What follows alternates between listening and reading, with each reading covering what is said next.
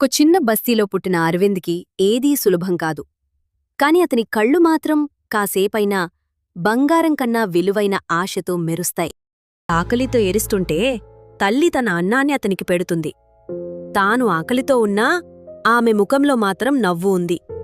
ప్రేమతో కూడిన బాధ. పాఠశాలకు వెళ్లలేకపోయినా అరవింద్ పాత పుస్తకాలతో ఒక చెట్టు నీడలో కూర్చుని చదువుతుంటాడు. భవిష్యత్తు కోసం తలొంచకుండా శ్రమిస్తున్నాడు. ఒక చిన్న కంప్యూటర్ సెంటర్కి వెళ్లిన రోజు అరవింద్ కళ్ళు మెరిశాయి. అక్కడి స్క్రీన్కి చూస్తే తన కలల తలుపు తెరిచినట్టుంది. కొంతకాలానికి కోడింగ్ నేర్చుకున్నాడు. తానే ఒక చిన్న గేమ్ రూపొందించాడు. ఉపాధ్యాయుడు ఆశ్చర్యపోయాడు. తన ప్రతిభ గుర్తించిన ఎన్జిఓ స్కాలర్షిప్ ఇచ్చింది.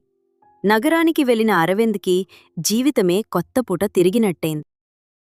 హాస్టల్లో పడుకునే బదులు అతను రేయంతా కోడ్ రాస్తూ గడిపేవాడు. అతని కలలు అతన్ని నిద్రపోనివ్వలేవు. ఒకరోజు అతను రూపొందించిన యాప్ ప్రజల్లోకి వచ్చింది. చిన్న విజయమైనా అతనికది ఓ మహా గెలుపు. తల్లిని ముందుంచుకొని స్టేజ్ మీద గర్వంగా నిలబడ్డాడు. ఆమె కన్నీళ్లల్లో అప్పటి బాధలన్నీ కనిపించాయి.